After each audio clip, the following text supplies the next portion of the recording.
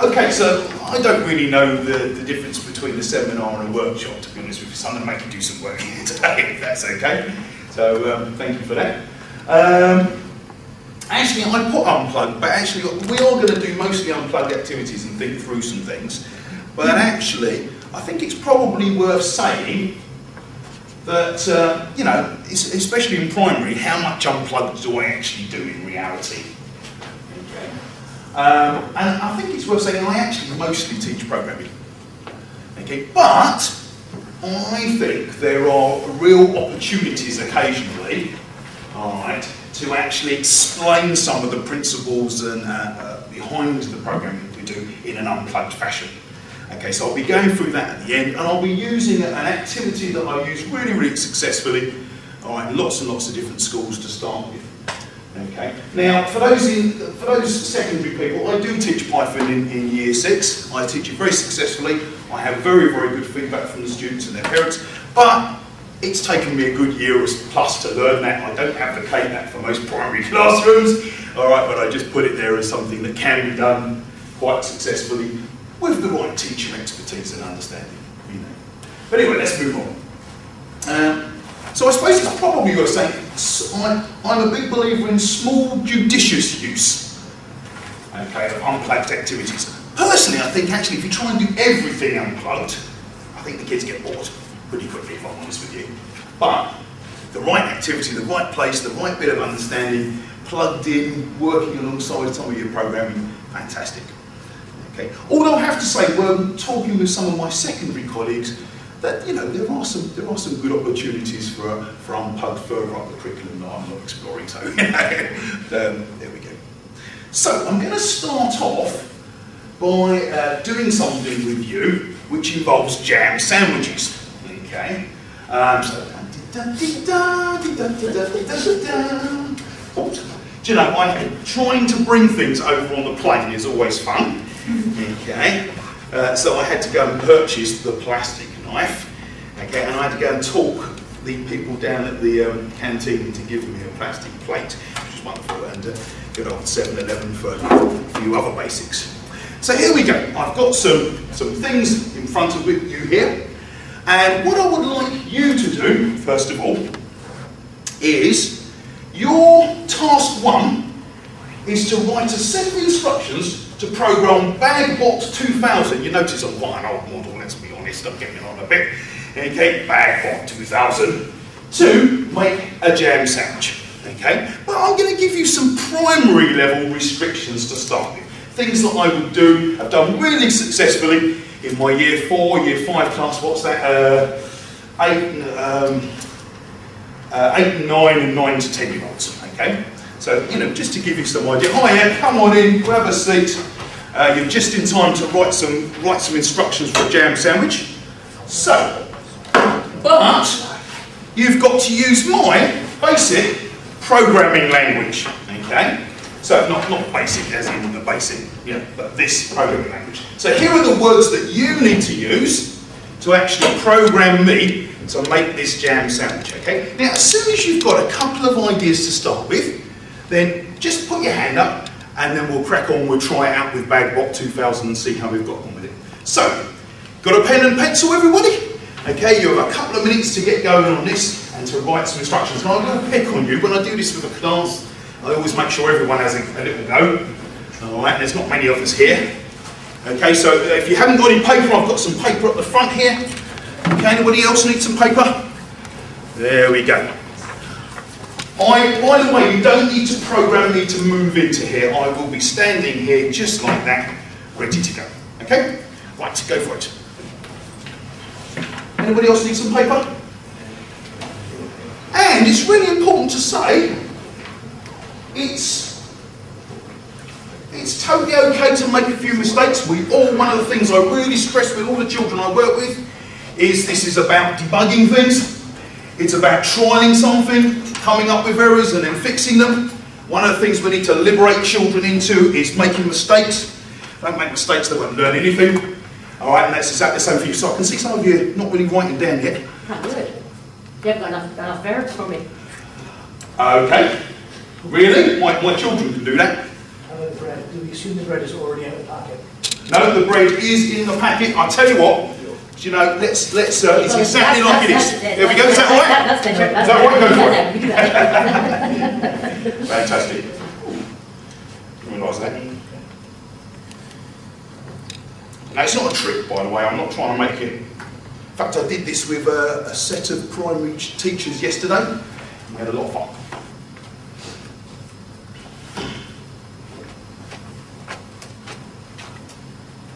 We missed the beginning. What is it you want them to do? Yeah, I want you to program me, the robot, standing here, plastic knife, plastic plate, butter, in effect, jam, and an open packet of bread to make a jam sandwich. Okay? So as soon as you've got a couple of instructions, we'll kick off and have a go, and see what we get with that. Is it flicking in and out? I'm just trying to keep you closer to the screen. Oh, right, okay. Sorry, so am I running around too much? Give it one more minute and then we'll try a few.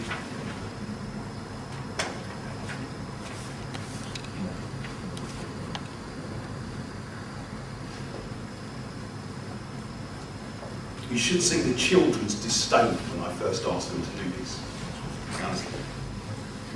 Like a jam sandwich? We did that in infants. Okay, is anybody ready with one line to start with? Okay, who's going to chance their arm just for a starter? Right hand, pick up sliced bread. Right hand, pick up sliced bread. Yeah, right. Slice of bread. Did you say that? Pick up sliced bread. Sliced bread. Okay, that's fair. Right hand, pick up sliced bread. And right hand, put down sliced bread plate. Right hand, pick up sliced bread plate. By the way, I should have probably told you you can use little on and ifs and tiny things. I apologise for that. That's probably. I normally do say that to kids because they ask that. Oh. I don't want my meals on the sandwich. Would you like to? Have you got another one yet? Or okay, all right. Good. That's good. That's a good starter. Now, of course, if you're one of those people who are listening to that, you may be debugging what you've already put. So you're learning from other people. And remember, programming is a sort of collaborative process. Okay, so it's not just about learning from your own code, it's about learning from other people's things as well. In fact, nearly every program is written by groups of people. Okay.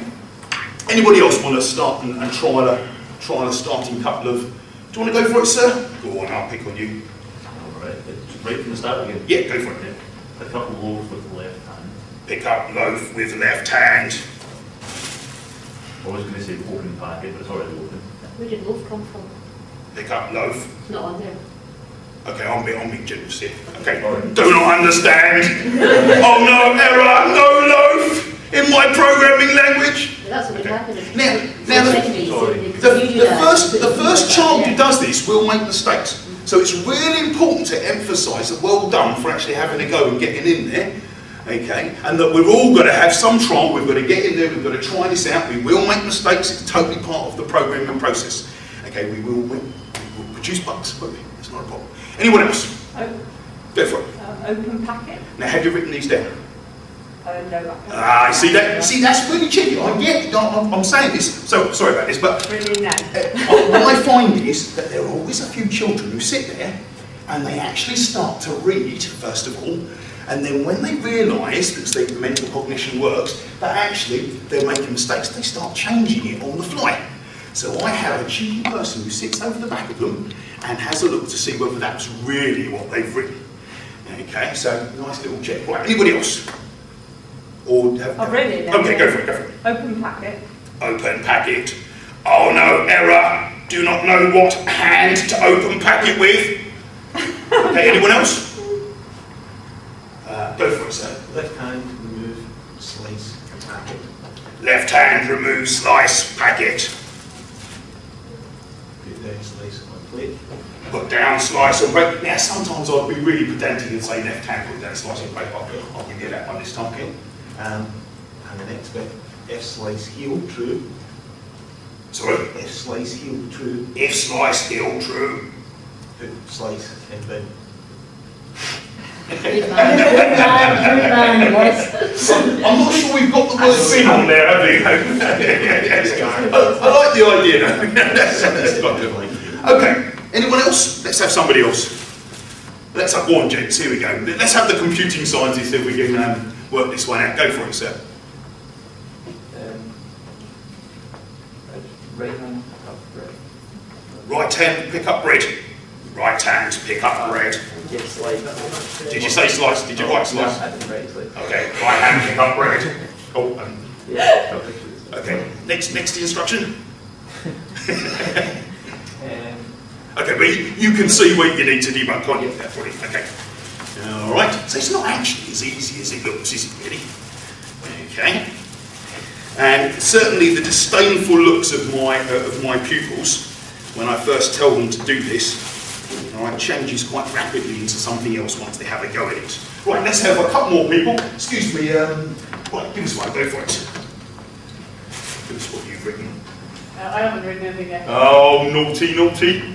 Here, oh dear. Anybody else who hasn't had a go yet? Can you have a go? Go for it. We're still waiting to get the bread out. Yeah, sorry. Right hand, pick up sliced bread. Right hand, pick up sliced bread. Sliced bread or sliced bread? Was it singular or plural? Singular. Okay. Right hand, put down sliced bread plate. Right hand, pick up sliced, put down sliced bread plate. Left hand, hold cup. Left hand, hold tub. Do you know, it's quite difficult doing this to actually think of everything. Right hand, remove lid. Right hand, remove lid. Right hand, put down lid. Right hand, Didn't know down how lid. to use before. To be honest, there's a little bit of butter in the corner, so I just tell that. Right hand, remove thing. Right hand, remove thing. Right hand, put down thing. Right hand, pick up knife. Right hand, pick up knife. Right hand, scoop butter. Right hand, scoop butter. Anyone else want to go? That's as far as I went. That's really good. Well done. Fantastic. Now, let's not keep you in suspense with this one. All right, a really good little starter that I use with Year 4 and Year 5, just to get them into the idea that we're talking about accurate set of instructions to achieve something. Okay. In effect, we're doing an algorithm, aren't we? But you can't do that unless you tell people whether they have to have the spread and the jam or whether they're just having the jam on its own. well, the nice thing is with the primary pupils, they've got some idea of what a jam sandwich is to them. Yeah, but that's the first question any child will say to you. But even when you offer them a jam sandwich, has it got butter on it? You know, Well, or has it got spread on To it? be honest, I've never had a child ask me that question, but I'll defer to you I've always had in children ask me that sandwiches. when we've talked about sandwiches, in school and out of school. Okay, Yeah. cool. And I think that's something that computational thinking, as teachers and practitioners, we've got to be precise in our instruction at the beginning. Otherwise, you're going to come back to it and then It's- you look a bit daft. Sorry, would you? Okay, that's fine. It's worth saying that one of the things I do tell the children is to actually start with either their right or their left hand. So that's why they're in yellow, just to give you a clue. But I don't tend to do that with teachers because it makes the point a little bit easier. Okay. Is there a point where I can see that you do it here without somebody actually doing it? But equally, I thought I would probably want to dramatise it. In other words, have somebody tell somebody else to do it. Yeah. Do you mean And a then- child? Pardon? A child or? Yeah, a child tells another child what Yeah. to do, and therefore you say, no, you can't move unless the other person, you can still give them a restricted vocabulary, but they actually do the steps. Yeah. And one of the things I found with primary children, now I've seen that done very well at secondary, but one of the things we find at primary children, did you notice that I, as a human being, I want to help you out? Did you notice that? Yeah. I want to be nice and I want to go there. And children, especially in the primary sector, massively want to help you out. So in fact, they don't do what they say, the other person says, they do what they think they should do. And this is true whether you're getting children to be robots themselves, which we do sometimes as part of the logo curriculum, sort of end of Key Stage 1, beginning of Key Stage 2. I mean, I play this lovely little game with the kids where they have to program each other to actually catch someone inside a grid. Okay? And when the kids are being the robots, they just want to catch the person. So they ignore the instructions. All right, and they just do it. Now, I have seen this done quite well at secondary, where they've got somebody and really persuaded that person to be, you know, to be robotic. I've certainly seen this done with a cup of tea, which works really well in that sort of scenario. And of course, the plus for that is that you can have multiple people doing this and you've got less people waiting around. And certainly when I've done this in classes, the best practice has been when I've either got a couple of parents to help me, so I've demonstrated this first, and then we've got a couple of parents who are doing the same thing. But it has to be said, they struggle as well sometimes with that, trying to help the kids as well, because actually part of this is being really pedantic, you know, and sticking to exactly, you know, what you need to do. Okay, let's take this on a little bit further. Now, we've already had a few questions about the language in here, haven't we? All right, the language that we're using. And so, one of the things, actually, let's just briefly, if you're going to have a go at this with your class, this is a sheet that I use with my special needs kids. Okay, so instead of actually having to write the words, they can join them up. Okay, and that does work well for 2 or 3 kids in year 4. Okay, who are struggling to get it written down in time. It buys them back into the process. But let's face it, I want their logical thinking here. I don't really want their literacy skills. Although, yeah, we'll try and match those up as well. Okay. So of course, we could move on from here and we could create our own programming language. So we could find some words that actually involve quite a few steps inside them. Okay, such as spread, scoop, unscrew. I mean, spread's a really good one, because spread actually implies just covering something. It doesn't actually imply how I cover this. In fact, it's possible that I could blow it out of a tube all over here. Of course, I haven't got that here, but you know, I could put it on my palm and scrape it over here. There's lots and lots of ways I could actually spread. So in a way, it's an abstraction, isn't it? So you might want to actually take out some of those words. So let's take something like spread out, okay, and what type of commands and language would you want to use in its place? So I would like you to work with the person next to you, okay, talk through some of those and see if you can come up with some of the language that we could use instead of spread or scoop or unscrew, okay, and then we'll, yeah, we do that? Go for it. So talking to the person next to you and coming up with some language to use instead of one of those words. Okay?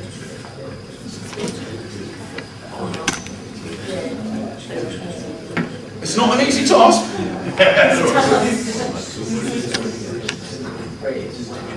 Oh, right. Apparently scoop's a bit slang in Ireland, but we're using the sort of the non-slang version. Really? Choose one of the other ones.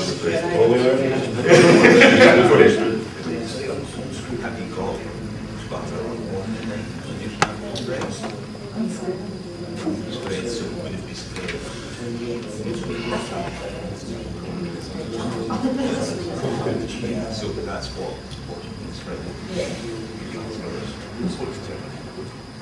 This is scoop stuff. You already scooped it. So let's say you scoop. Yes. There's no numbers in any chance. You need to locate it.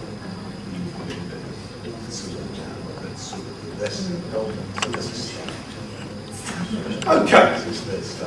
I don't want to move you on too quickly because obviously good discussion is important. Any ideas what we could sort of use to replace one of those words? Come on, charge your arm. Rotate anti-clockwise for unscrew. Okay, so rotate. Yeah, lovely. Anti-clockwise. Anti-clockwise. Brilliant. Yeah. And I suppose the nice thing about that is you could, especially if you were doing this, you know, you obviously got anti-clockwise and clockwise, so you can have both of those in there so that they could be used. Anything else? Anybody else come up with anything else? You know what is a smear or spread, you don't want a spread translation, you want a set of sub. Yeah, I mean, the smear's one of those other words I would have thought. I mean, let me just think this through for a second. It's one of those words that sort of implies more than one thing, doesn't it? Or could be done in more than one way. Although I do agree that it's more precise in some ways than spread. But you know, that's just on an initial thinking. Anybody else come up with anything? Not using a sort of a word that incorporates lots of things. That's quite nice, the anti-clockwise. That gives us something that we can use. Anything else? Cover first, Ray? Sorry? Cover. Cover? Cover. Okay. Cover. Yes, yes, cover the bread. Okay, yeah. Could you go into the butter on the knife, yeah, butter on the knife, turn the knife over? Yes, yes, yeah. So we're actually really describing the actions there, aren't we? Do you want to give that a try? I'll tell you what. Okay, so let's use a few of those words. Anything else we could use? Lid on, or grip it, or you can... Grip it, fantastic. Would you be precise about what part of the hand, or just... Okay, fantastic. So, and some sort of word of gripping. Okay, and I suppose we could in some ways describe what that gripping did. Okay, to get it even more precise than that. Yeah, that's lovely. Thank you. Anybody else? Anything else? Okay. So, let's go a little bit further than this. All right. Could you, using some of those words, okay, program me to just do one of those simple tasks? Okay, so it might be spread, it might be unscrew that some of you have worked on. So it might just be one line of code, all right, or pseudocode, all right, to actually make me do one of those things. I'll give you a couple of minutes to have a go at that, and then we'll chance that together. Will we use numbers or are we stuck to words? You know, that's a good question. When I've done this, yes, numbers is fine. Yeah. So of course, if you want to describe degrees or turn, okay, that would be cool. And that's a nice extra next level, isn't it, into being more precise. Or thickness of your threading. Yes, fantastic. Yeah, lovely. So we're coming from a language of imprecision, increasingly into more and more precision, aren't we? In terms of repetition, look at the loops. Yes, yeah, that's fantastic. And that's the nice thing. If you do this with a class, they will come up, especially if they've done any computer science before, they will come up with terms like that. So, you know, so please feel free to use those extra things as well. Right, go for it, you've got a minute. Does that make sense? Yeah, right. As long as everybody gets cool what we do. Fantastic.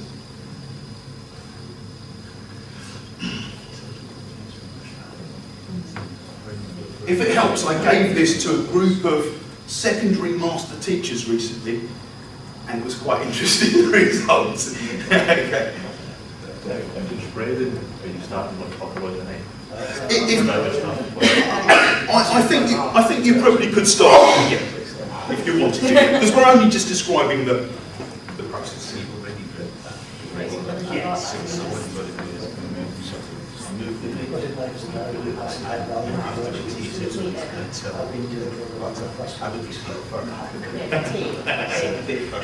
Until the butter cases the Right. move it then until it touches.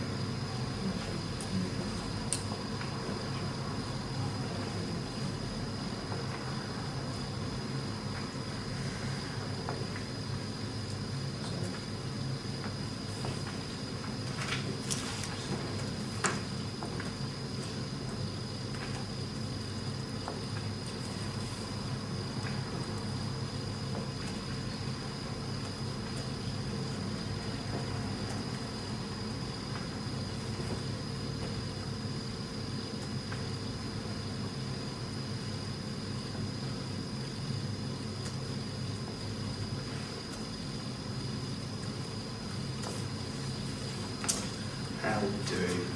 It's the problem with these seminars, you know, it's pushing the time, aren't you? Let's be honest, it's like any class sometimes. Here we go.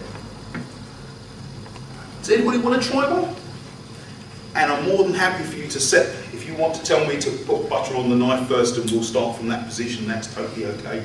I'll try one. I've Go for written it, it go for down. it. Go for it. Well done, you. But I haven't written coordinates because we need coordinates. Pick up knife, Pick up knife, yep. place knife in butter, Place knife in butter. lift knife, lift butter, or lift knife one step, Lift knife. one step. So it's just placed it in, it'll just pick up some butter. Okay. You'd have to do coordinates, you'd have to have it moved right one Yeah. step, and I wasn't sure how to.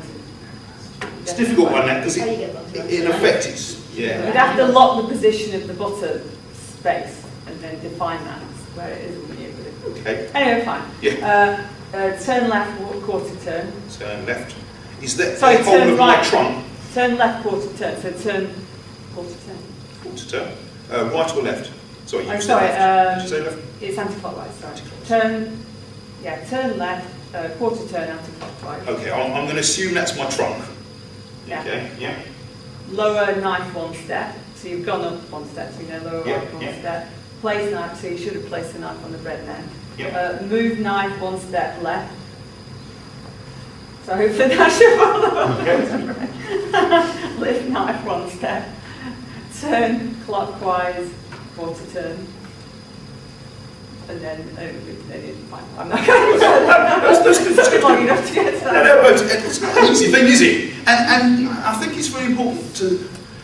It's really difficult. The one thing we have to manage with this is children doing something and feeling silly about doing it. And actually, it's really, really important to say that actually we all need to work through these steps and trial and everything, little by little, in small steps to actually get something with it. So thank you. That's really good. Anybody else like to have a go? Come on, please, please, please. Go on, sir. Go for it. Well, I've written a routine called to spread where we're passing butter knife as a variable by reference. So if you want to provide me with a butter knife already, we assume you've already done that. So I need some butter on the knife. Butter on the knife, yep. Did you? That was a starting Well, point. we're starting off with a butter knife being passed to this Yep, routine. yep. Rotate knife until butter is face down. Yeah, that's cool. I'm also assuming that the knife is over the bread, so maybe you should have made that. So rotate torso until knife over bread. Okay. Lower knife until butter touches bread, that's top edge. Maybe. Until it touches, you can press the button. Oh, sorry, yes, right place.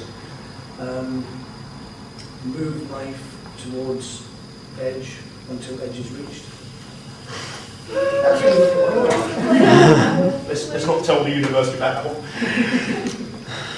Okay. I just say lift edge, lift knife repeat. Anybody else? Come on. Do you want to go for it? That was very similar. I started with a butter knife and Yeah. to put the butter knife on one edge and lined up with contact on the edge. And I was using a lot of programming stuff. Yeah. Um, Do your best. okay, and I had the right hand. Well, I had it in the left hand because I'm left-handed. Okay, Sorry. The kids, actually, that's one question that kids often do. Is the robot ambidextrous? So, yeah, okay, so we got it on the edge, okay? Yeah, and the right hand was holding the plate, and then it was repeat moving knife over surface of bread, and I had a little bit about making sure that butter was touching the surface of the bread as it moved across the opposite edge, and then lifting the knife. Yeah, well, that is the closest to spreading so far, isn't it? So well done. Okay, that's fantastic. I think it's a much more complex operation Yes. than just. No, I agree with you. I think it is. And we're working little by little towards more and more precision in our language, aren't we? Which is pretty much what we might have to do if we were doing this. So, of course, we could go a little bit further. So I'm not going to make you do this task because I've got not too much time. But actually, one of the things I could do is actually give you, well, okay, we've started to think about this in terms of, a human robot. But actually, where would we put the motors and the control bits to actually make my arm actually move and do some of those things, or to make my fingers pick up something? So we could take it that little bit extra step. You could, after the kids have actually worked on some of that, put something like the shirt on and draw some of the motors and things and the design bits on there. Okay, especially if they've done this in pairs and then they've group shared those to get the best solutions, okay, and worked it all up. and then we could transfer that onto that. I'm not going to make you do that now because of the time. There is a lovely little, very, very cheap, sorry, I don't normally advertise things, but £29.99 for 2 hours construction. And I've seen these done by Year 6 kids, all right, to actually make a robot arm and actually have a look at the way someone else has actually constructed and challenged and fixed some of those same sort of problems. I have to say, I'm pretty sure there is a module to program this with Python, but I don't know how complex this was. It's way beyond primary, but yes. But of course, if you're a secondary or further up there pushing, then it might be something that would sort of engender interest. Okay. Now, I've only got, I don't know how much time have I got. What have I got? Any ideas? It's 11:40. Okay, brilliant. I just want to really, really briefly run through a few things that I use to support programming generally, okay? And these are some of my other unplugged things. So often, when we're introducing the idea of repeat loops, one of the things the kids all know is how to dance Gangnam Style. So we talk about some of the bits of the dance, the lasso move. You don't have to dance it yourself when you've got primary children. They will come out and demonstrate it for you, okay? The cross-legged move. Okay, the one which goes with the legs to side. And then what we will do is we'll make our own notation for that, and they will use their whiteboards and they will write each other little dances. So we've got the idea of a repeated dance, or we might use music for that. I know a song that, get on, you know, get on, you know, get on, you know. Well, there's a repeat in there, isn't there? Okay, there's lots of music that has repeats in there. So we're getting this idea of looping. But I have to say, I don't do this in isolation. I do it with Scratch or with Logo or with some other programming language. So they're going to take that knowledge somewhere else, which I think is really important. Okay? But I'm a big believer that we need to relate things computationally, to almost start where the children are at, things that they understand outside of programming and out in the real world, so to speak. Here's a silly little one. Okay? Wake up. Go to school, go home. Just this idea of what is a repeat loop in the real world. Okay, that's my school week. Okay, we can extend that a little bit more. We can have one whole week here. Okay, in repeat loops. Now, I've got to be honest, for my primary pupils, I pretty much stop there. Okay, but if I'm ever just having a look at and talking to some other people, well, here we go. We've got one half term. All right, in repeat loops. One whole term here, okay, 1 year in repeat loops. Oh, do you know, it's missed out the last one, that's really annoying. The next one goes to our whole time in primary education in repeat loops. Okay, better have that. Obviously missed the slide off there. Other ways that I introduce things, unplugged support. I mean, the idea of selection is quite a difficult one sometimes for children to comprehend. Now that's not a perfect example, because let's be honest, you know, that condition of it rains, it might be that I'm inside, it might be that I'm undercover, you know, but it gives them some idea that if I fulfill that condition, then the first part of that code runs, okay, if it doesn't fulfill that condition, then the second part of it runs, okay. And then of course taking that straight into using that type of programming somewhere else, maybe a quiz in year 4, okay, for some of our Scratch work, and it makes more sense to the children because it's sort of anchored in some of their real understanding. This one's probably a better example and feeds quite nicely into our quiz example. Although I must admit, so first of all you've got to, with primary pupils, explain what an equal sign means. You'd be amazed the amount of children who just say it means the answer. Okay, so we can reinforce some maths and talk about the fact that actually equals means the same as. Okay, so, and in fact when I was doing this I wanted to write if the answer given in class is the same as the answer the teacher wants, because let's be honest, that's often what is a little bit more common. Okay, then I get this first one, and of course if it's not, okay, the second one comes out. Now, moving that into programming, little example here, little quiz that I do, the quiz type questions that we build with my year 4 children. Okay, so taking it straight into a quiz program afterwards, suddenly that makes a lot more sense to them. Because actually they've got the understanding of this in the real world, and then you're taking it, well, Here we're asking the question 3 times 3 equals, and if the answer that the person has typed in is the same as 9, then say correct, or if they've not typed in 9, they've typed something else in, they're getting that other example. Okay. Variables. You know, here's my quiz example with some variables in there. Okay. I'm a big believer of using boxes, okay, pencils. Getting boxes, I'm sure a lot of you do this already. Okay, writing score on that, getting the children to be the computers, modelling it through, passing pencils into the score, okay, getting the computer to read out the score at the end if we've got that as part of the programming. When we go and start again, we go and take the pencils out of the box because we're setting the score to 0 again. And part of this as well is relating something like variables to understand the things that children understand. So saying to children, well actually, if I said the weather was variable, what would that mean? And having a chat, and they will come up in year 4, quite a lot of them, well it means it'd be sunny 1 minute and it's rainy the next. So we've got this idea of changeable, which is, you know, is quite important.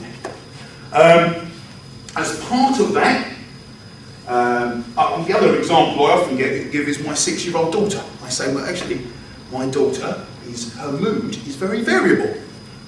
Okay, that means that when she's eating lots and lots of sugar, when she's happy, she's, oh, hello daddy, oh, this is great. And then of course when the sugar levels are low, she's grumpy. Okay, and that's just one of the things. Her mood is changeable, it's variable. Okay, so they're just a couple of ideas. Recently we were doing some work in year 4 where we were actually producing some numbers. We were making a counting machine, and the numbers, we were putting the numbers into a list so that they could display in Scratch down the side. And we had a child being the variables, and a child being the list. And when the point went into there, then he told the other person to write it on a list. The second lesson I did with the next class with that was even better, because actually the first thing was to take everything out of the list. So he went, I'll rub all this out from the last class, which was really nice, sort of emphasised how that worked. So there we go. Would you look at that and the 2 change score by 1 and the say correct for 2 seconds? Would you say that the order is important there? Or did you not do that at that point? This order is important, yes. And actually it's one of those things that it's really important to talk to children. In some ways, when you run this, if a child says to me, because obviously you're asking the children, where do you think we should put this block, this change score by 1, and they will often pop it under, they will just say underneath the correct. Then you run it, and you point out the fact that actually it's saying correct, but the score hasn't changed yet. So yes, they're getting the point for that, but it's not coming at the best place. And in some ways, it's not the most efficient use of the code, okay, in the best place. So yeah, certainly talk about that as part of it. Okay. Any questions? Oh, I haven't really, because they asked me to talk about the jam sandwich, I do have a whole load of scratch planning, okay, which I use with year 4 and 5, which we take the children from really, really basics, nothing, okay, all the way up through a series of games and projects. I think it's quite important not to just do games. I think you buy certain children out of the process. I find, and I won't make a, I find that there are children who love a moving car type game, and there are children who will love a quiz. We often do things like writing an adventure game, and different children are brought in with something like that. So I think it's really important to have a variety of programming experiences while you're teaching the computational thought as well. Okay. I like that. It's a nice, straightforward way of doing it. Of course, as an adult, I'm going, oh well, I probably want to also have it say broadcast as well. Yeah, and because actually, then you're bringing accessibility in. Not that you have to do it in primary, but just because my brain works that way, I think, oh well, to be honest, can't hear it. And actually, if you look at the planning, it does have, we use a broadcast in here. Now, actually, good point there. Kids love that because they love it shouting. How do I teach broadcast? Broadcast, I think, is a more difficult concept for primary kids, isn't it? even than the variables and the other things, because it's doing something which affects it somewhere else. And in fact, they don't have the understanding of broadcast. So what I tend to do is I go and I whisper in two people's ear.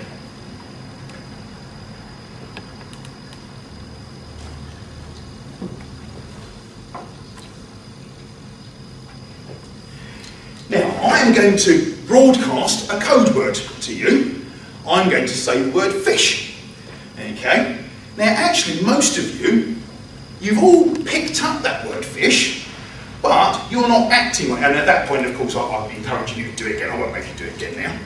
Okay? And I said, well, actually, at that point, we're all picking this code up, but you don't know what to do with fish. You've got no code This is there. where you, every time, Yes. because it's got to be Yes. like that story, Yes. you know, the Yes. story. So every time, you say, whenever I say fish, and then they, Yeah, and actually, you really labour it. And in fact, with a primary class, the kids will even go past you later in the thing, and you'll say fish, and they'll be doing the action and all the rest of it. And then then when you come to actually practically use broadcast within the programming, you can, the kids missed out the bit in the stage which is going to change the background, which is something we do with the quiz as well. Then you can say, okay, well that's like me saying the word fish, but you've not got anybody with the code actually attached to that person that's actually doing it. Another thing I do is tell all the kids, right, stand up. And they all stand up. Of course, you're not going to stand up because you... And then I say, well, okay, why did you all stand up? You standing up because you've got a piece of programming in your head that says, when a teacher says stand up, stand up. Okay? If a year 3 child, 7 to 8 year old, toddled into our class at this moment and said, stand up, you'd all just ignore them, wouldn't you? Like you just ignored me now, do you? Because you don't have a piece of code which says, when a year 3 child goes into my class, then stand up. So we're just relating it to ordinary everyday. And I have found that will often buy in a lot more children to understanding the broadcast principle. I'm just thinking, we have this sign now that has come in where they all be quiet. I'm happier using a signal like that than an actual word, because I think Yes, I just am. Yes, yeah. No, I think that would be a good variation that works for your class. Yeah, no, definitely. Have we run out of time? Yes, we have. Thank you very much for listening. Has that been useful?